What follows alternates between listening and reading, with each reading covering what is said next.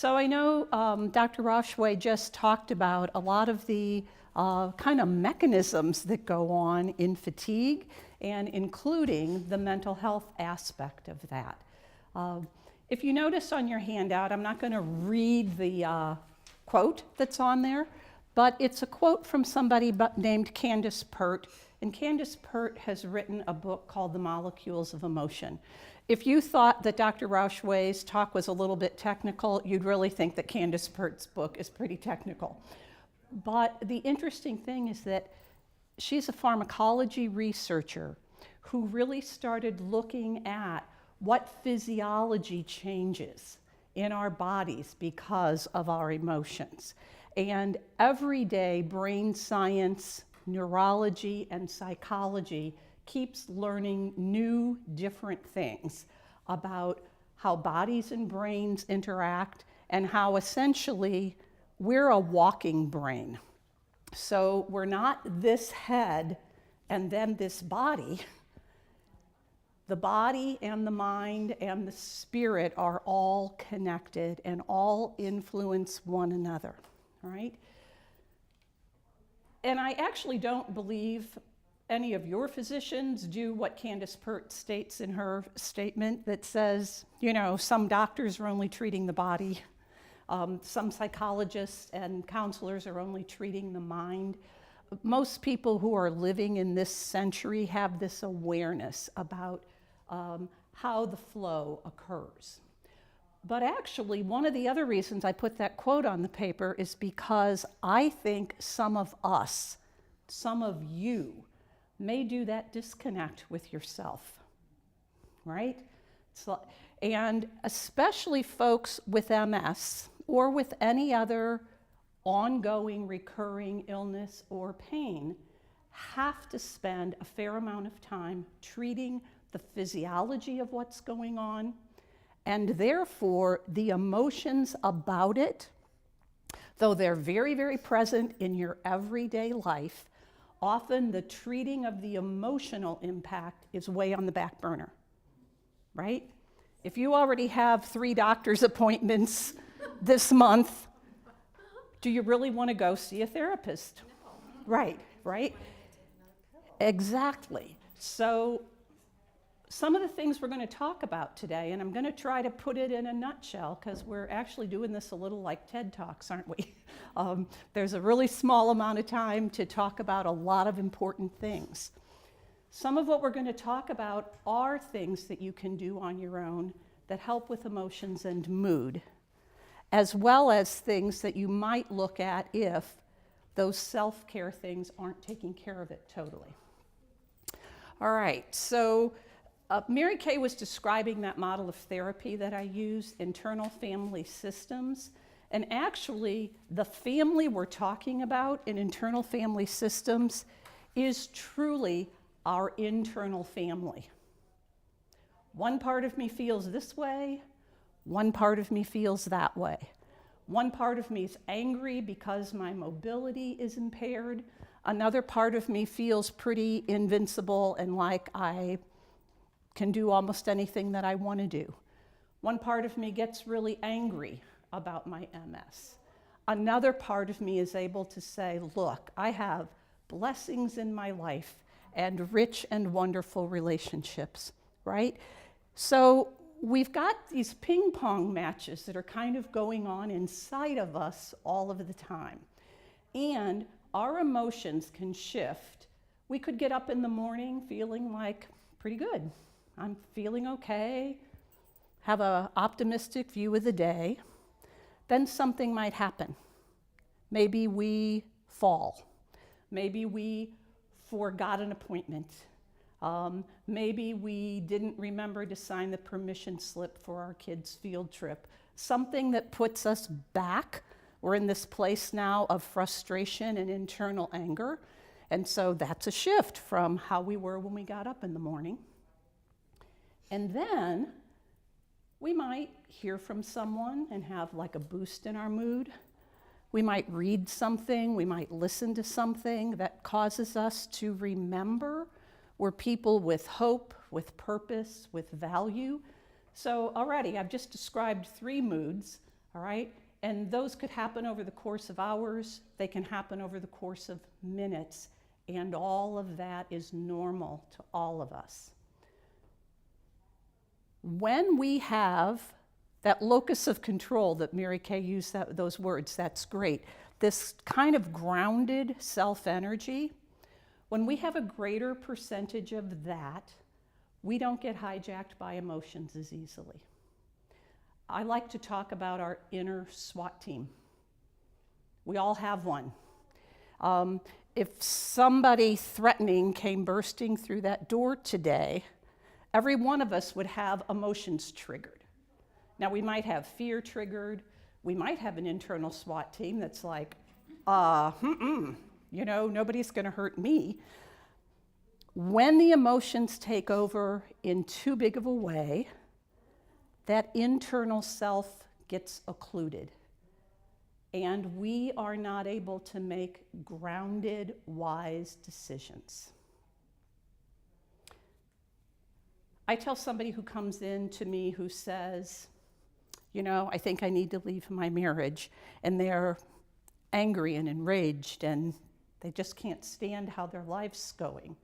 So I say to them, let's process that. Because you do not want to make a major life decision from an angry place. You'll make a decision, you'll make a choice, but when life settles down, will that feel like the choice that you wanted to make from this grounded center? All right, so part of the goal of the therapy that I do is to help people increase that percentage of self-energy. Because when we are operating from that more often, we actually are happier, wiser, in touch with our inner compassion, our inner creativity, and life can be a little bit better, even if life is hard. Does that make sense? All right, so what are the kinds of things that we do to increase self-energy?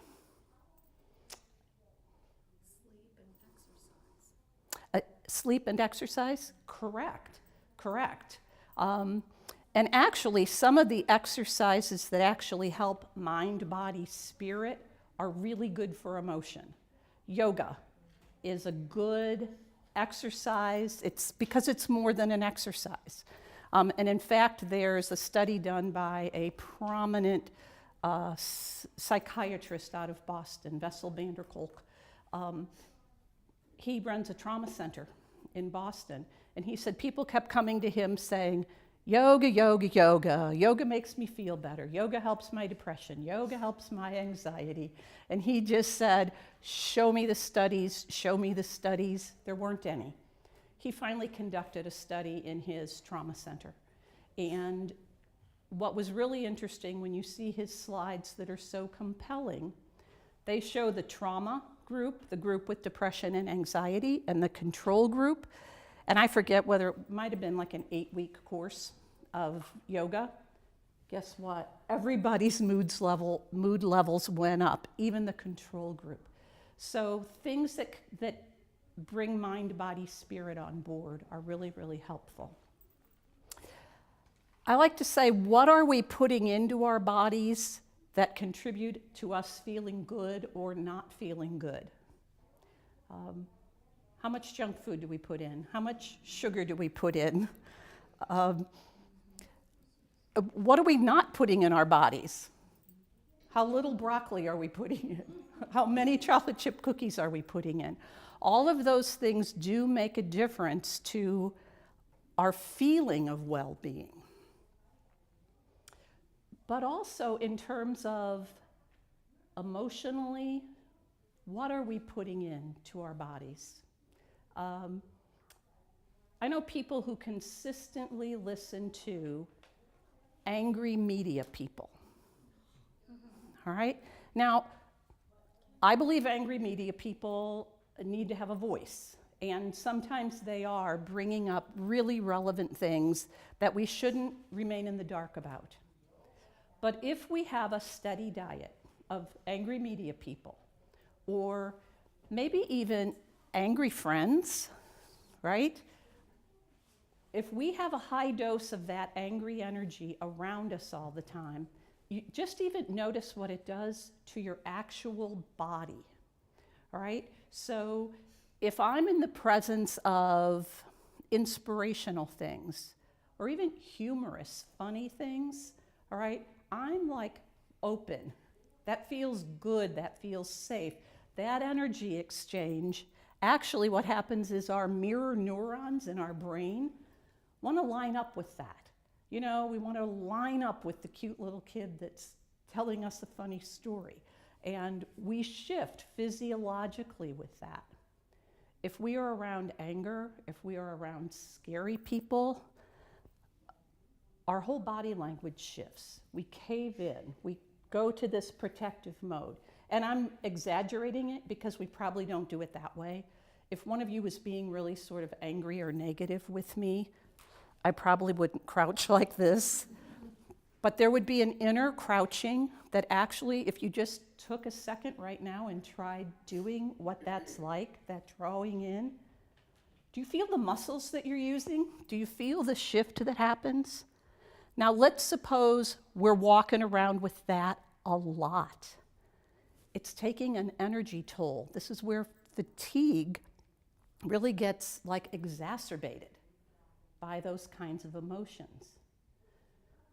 I describe an angry client that I see, and she's got lots of reasons for anger from both her present life and her growing up life. Makes a lot of sense to me. But this angry SWAT team protector in her leads. The real her doesn't get seen as much because the angry protector that's saying like, I gotta watch out for you, you're gonna like try to do something mean to me. I gotta watch out for you. You just got that look in your eye, right? Okay, so her angry protector leads and takes a lot of this warrior energy with it, and she's exhausted all the time. And so when I say to her angry part, what are you concerned would happen if you don't stay out there in the forefront? Ah, she'll be a doormat. People are gonna walk all over her, right? And so I say, well then no wonder. You're there on guard, trying to take care of all of that. But what if she, this core self, was able to be more assertive? Would you need the warrior stance all of the time out there? Guess what? Her angry part says, well, of course not. But I don't think she's got it in her to find that assertiveness. Dr. Roshway talked about cognitive behavioral therapy. That's actually looking at the thoughts that are generated in our head that we then believe is truth. But thoughts are just thoughts. They're not necessarily truth. If I've felt like a doormat most of my life, those thoughts say, that's true, you got to fight against that all of the time. But if I say to those parts of me, wait a minute, this isn't like before. This isn't like that time when I really was a doormat. I have a voice now. I can name what I need. I can name what I want. And then that angry stance calms down a little bit. So what we put in our bodies, what we don't put in our bodies, what we read, even what we say, what we tend to say about ourselves. I just recently saw a lovely TED Talk by a woman by the name of Amy Cuddy. Amy Cuddy has done some research on the effect of our body language on ourselves. We all probably recognize how someone's body language affects others, right? So if I have this aggressive stance with you, you're going to see it in my body language and it's going to trigger something in you. She says our body language influences our biochemistry, and she's done some research to indicate that. So she advocates things like if you have to go into an important meeting and you're not quite feeling equal to the task, she says go into the restroom and do 2 minutes of power poses because she's taken the saliva samples and seen that power posing increases your testosterone, which gives you that assertive edge, and it decreases your cortisol, the stress hormone. 2 minutes changes that body chemistry. Kind of an interesting thing. Sounded funny to me, but somebody I know told me, actually, she was going to be facing a situation like this. In her work, she was going to be videotaped, and it wasn't a usual thing. And she was pretty stressed about it, and she remembered power poses. So she said, I did my 2 minutes of power posing, and it never entered my mind that I was being videotaped doing my work.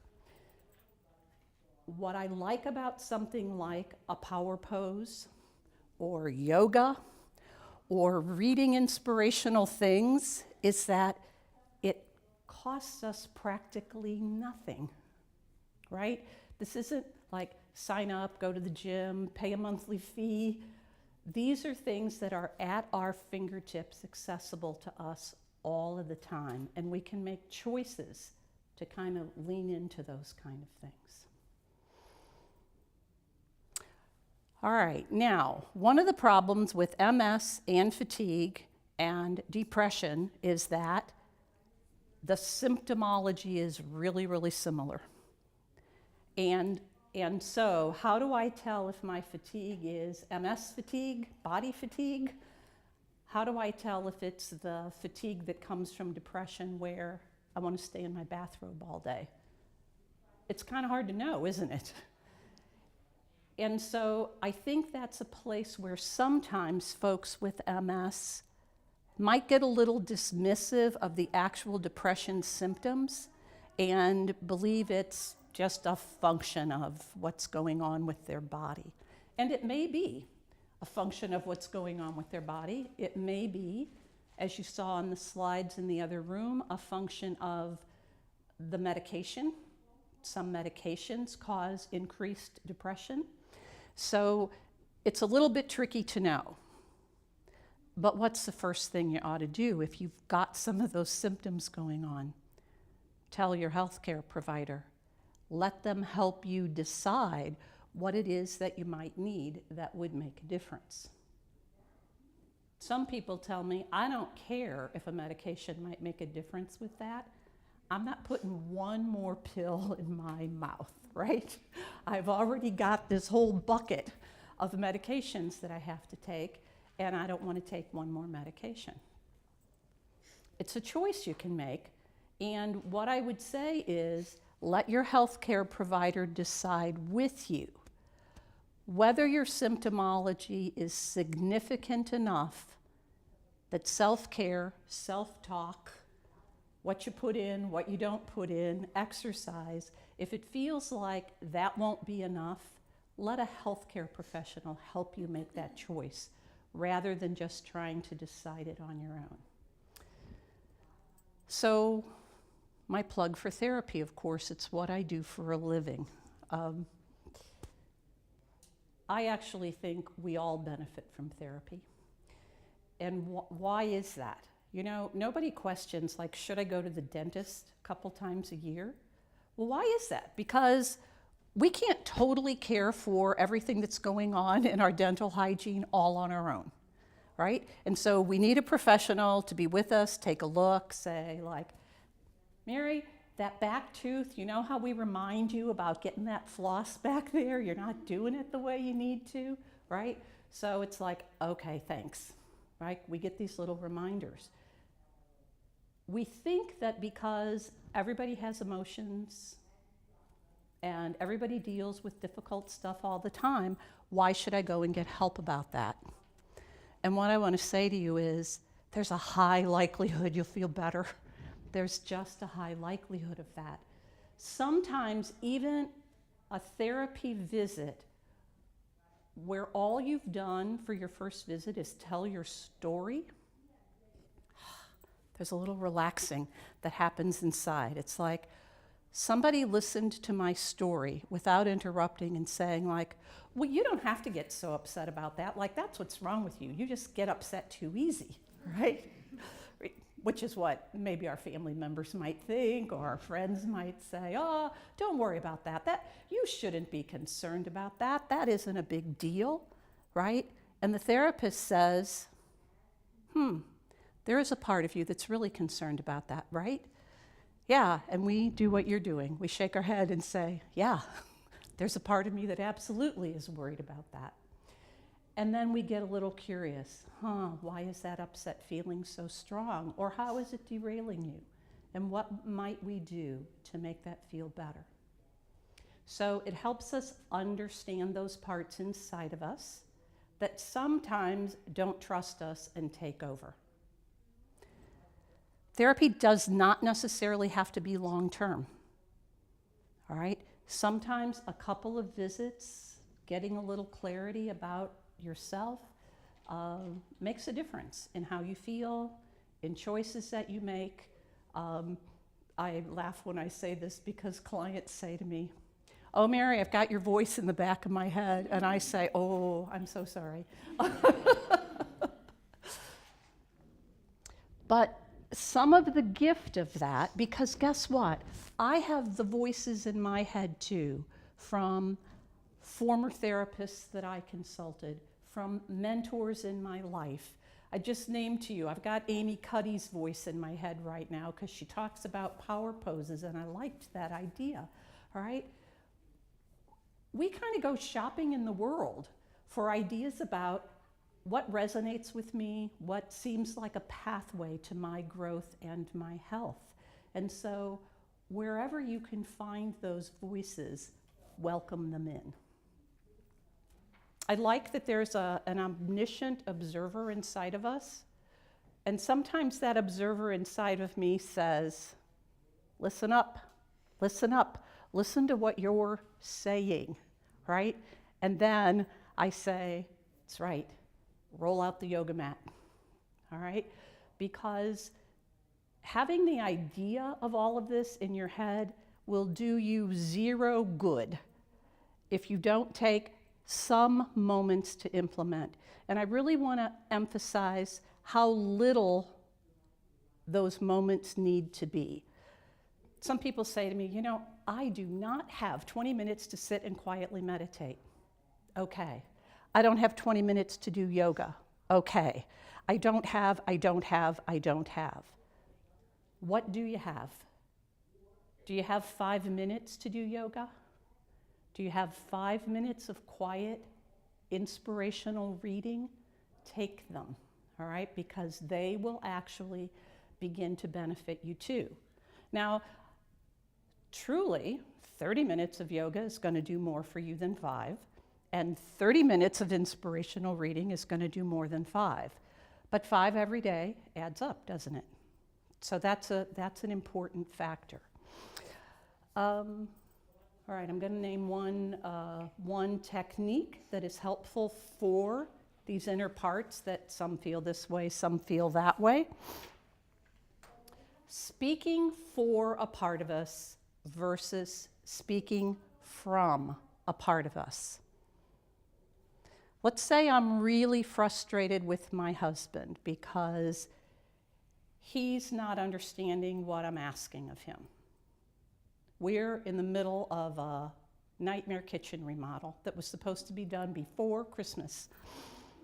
All right, so there's lots of things that are irritants in this for me. All right, so if my part that's irritated, that knew that he was home when the installer was there and didn't say, oh, problem, okay? You all get that, don't you? So if my part that's irritated leads, it's gonna be rude, it's gonna be probably a little bit name calling or displaying that irritation, right? Like, what were you thinking? Why didn't you tell him as soon as you saw this that that isn't okay? When you're on the receiving end of that, what do you think happens? Yeah, you might shut down or you might be ready to take me on, right? it triggers exactly what we don't want in the moment, because that's speaking from the part that's frustrated. But if I speak for the part that's frustrated, again, it's that core self that's speaking. When I say, oh, I am really struggling. I'm really frustrated. You noticed this. I wish you had talked to the installer when you noticed it today, right? Now, how do you feel when you hear that? More likely to say, I know, it makes sense. And even if it feels a little bit accusing, it's still like not trying to cut somebody off at the knees. So speaking for the part rather than from the part makes a lot of difference. But there is another part to that. I tried that when my son came home from college. Uh-huh. Because we've been working on our relationship and he's 28 now. And I did the same, and he came back at me as if he was a little boy again, as if I was accusing him of something when I asked him a question. And I made the point to him, because he's in therapy and we're both doing a lot of things to change the way we think and feel and talk. And I said, well, there's another part to this you don't understand that I had to learn to do, is listen differently. Mm-hmm. And I think that's where, the frustration might come in with not only changing the way we speak to someone, is the way the other person listens to us. So if you have any suggestions on that would be fantastic. Do we say, well, can you listen differently when I say this to you? You don't just come right out and say I do have a suggestion about it, and it isn't kind of a magic trick, because the fact is, just because we are speaking well, representing ourselves well, not being accusing, doesn't mean it's going to land well with another person.